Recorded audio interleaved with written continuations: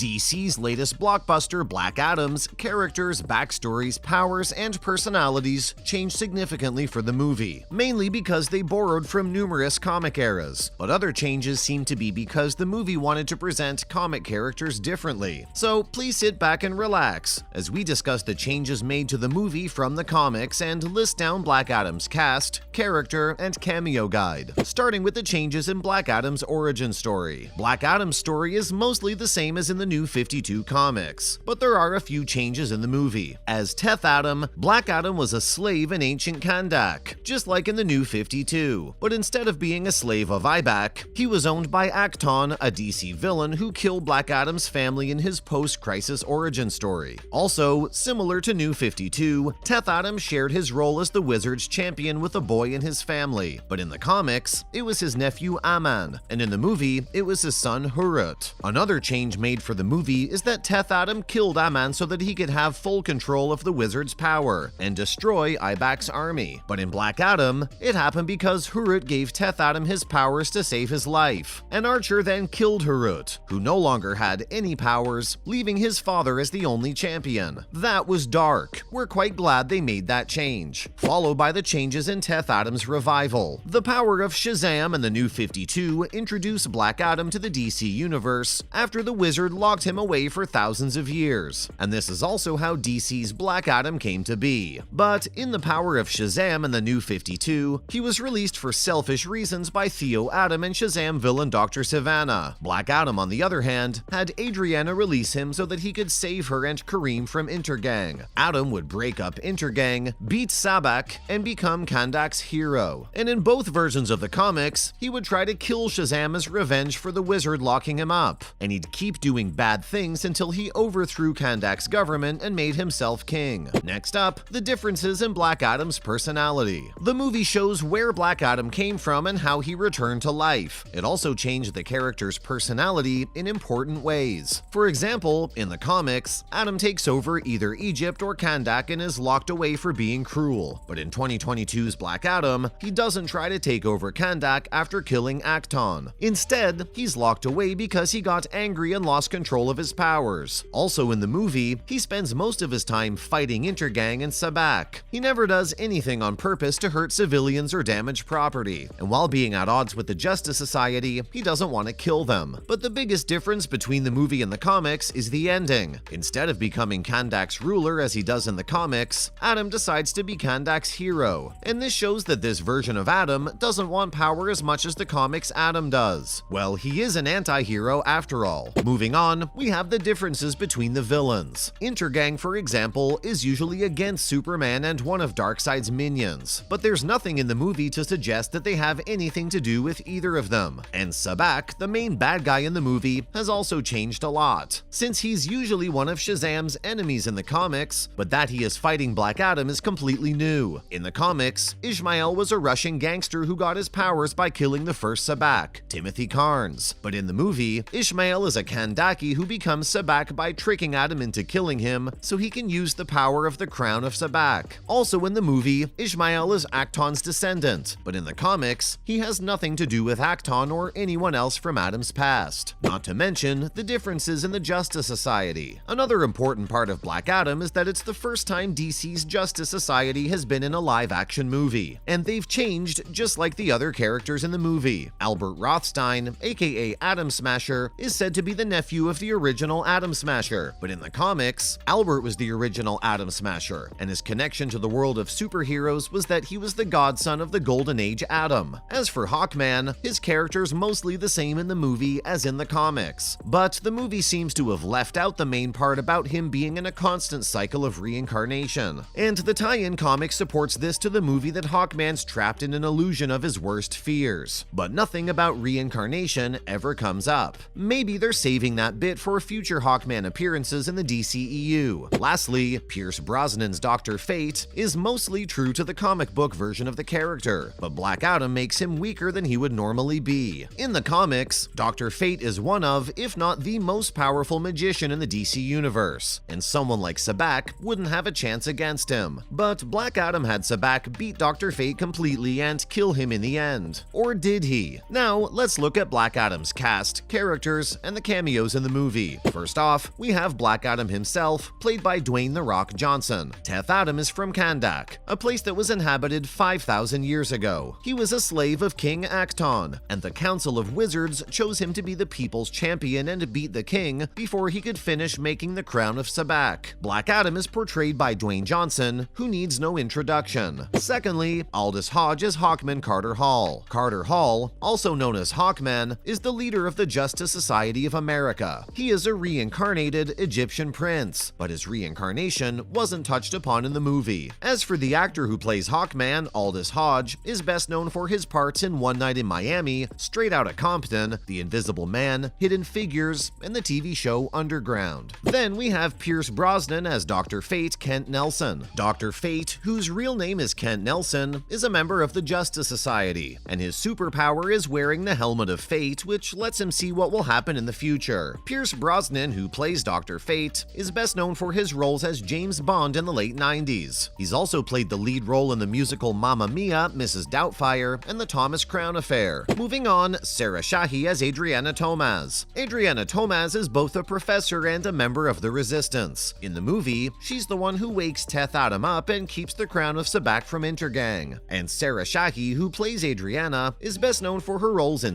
Life and the L Word on Netflix, and Chicago Fire and The Rookie. Not to mention Bodhi Sabangui as Amon Tomaz. Adriana's son, Amon Tomaz, helps Black Adam throughout the DCEU movie. The character is played by Bodhi Sabangui, best known for his roles in The Babysitter's Club and A Million Little Things, both of which are on Netflix. What's more, Noah Centineo is Albert Al Rothstein, Atom Smasher. Albert Rothstein, who goes by the name Atom Smasher, is a member of the Justice Society of America, who can control the size of his molecules. As for Noah Centineo, he's best known for his roles in the Netflix series To All the Boys I've Loved Before, the movie The Perfect Date, and the TV show The Fosters. Up next, Marwan Kenzari as Ishmael Gregor. Ishmael Gregor was initially on Adriana's Resistance team, but he later turned out to be the leader of Intergang, which wanted to take back the crown of Sabak. As for the actor, Marwan Kenzari also plays King Acton and Sabak in the movie Black Adam, and he's best known for his roles in Murder on the Orient Express and Netflix's The Old Guard. He also played Jafar in the live-action version of Aladdin. So yeah, he already has experience playing a villain. Not to mention Maxine Hunkel Cyclone, played by Quintessa Swindell. Maxine Hunkel, also known as Cyclone, is a Justice Society of America member. As for her comic book character, Cyclone can make and control wind and use her powers to make small tornadoes. Also, Quintessa Swindell is best known for her roles in the shows Voyagers and Master Gardener. Now let's take a look at the other actors and characters in Black Adam. Jimon Honsu makes his second appearance for the franchise as the wizard Shazam, a part of the council that gives Teth Adam his powers. The actor's known for The King's Man, Captain Marvel, A Quiet Place Part 2, Blood Diamond, and Furious 7. And lastly, we have Henry Cavill as Clark Kent Superman. Cavill reprised his role in Black Adam as a surprise cameo that no one was expecting. And he's also known for his roles in Enola Holmes, The Witcher, The Tudors, The Man from U.N.C.L.E.,